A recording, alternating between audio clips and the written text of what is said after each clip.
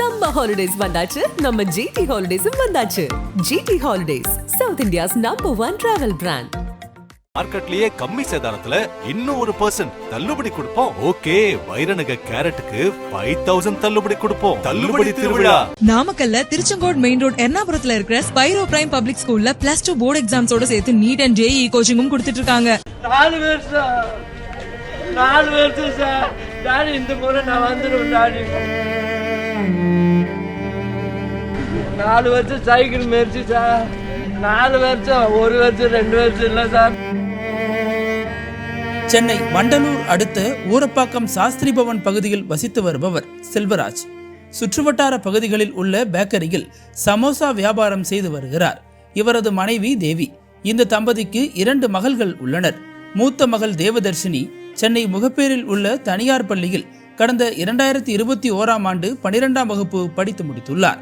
பின்னர் மருத்துவராக வேண்டுமென்ற கனவில் நீட் தேர்வு எழுதி தேர்ச்சி பெற்றுள்ளார்.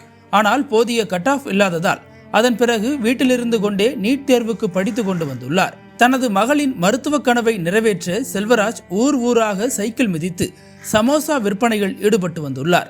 ஆனால் தேவதர்ஷினி ஏற்கனவே 3 முறை நீட் தேர்வில் தோல்வியுற்று தற்போது 4வது முறையாக நீட் தேர்வு எழுதுவதற்காக படித்து வந்துள்ளார். கடந்த 28ஆம் தேதி வழக்கம் போல நீட் தேர்வு அகாடமியில் இருந்து வந்த தேவதர்ஷினி தனது தந்தையிடம் தான் மிகுந்த மன உளைச்சலில் இருப்பதாக கூறியுள்ளார். அதற்கு அவரது தந்தை, நான் பார்த்து கொள்கிறேன், நீ பயப்படாமல் படி என ஆறுதல் கூறியுள்ளார்.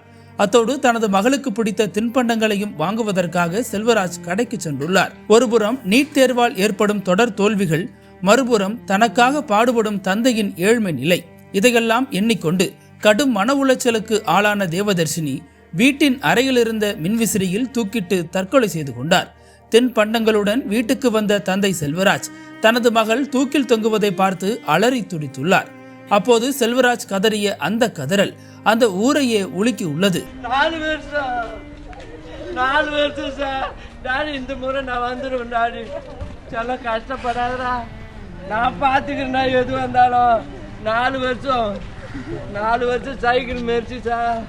4 வருஷம், 1 வருஷம் 2 வருஷம் இல்லை சார். 4 வருஷம் சைக்கிளில் பொட்டி கட்டி சமோசா வித்து சார். இது குறித்து கிளாம்பாக்கம் போலீசாருக்கு தகவல் தெரிவிக்கப்பட்டதை தொடர்ந்து தேவதர்ஷினியின் உடலை மீட்ட போலீசார் தாம்பரம் அரசு மருத்துவமனைக்கு பிரேத பரிசோதனைக்காக அவரது உடலை அனுப்பியுள்ளனர்.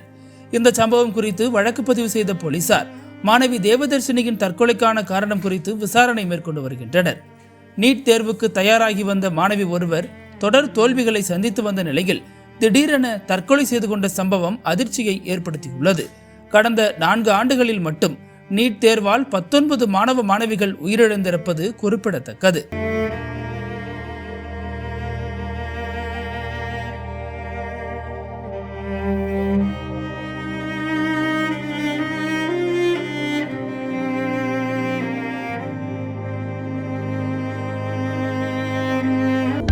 அனல் பறக்கும் செய்திகளை அப்டேட் செய்து கொள்ள நக்கீரன் களத்தை இப்பவே சப்ஸ்கிரைப் பண்ணுங்க.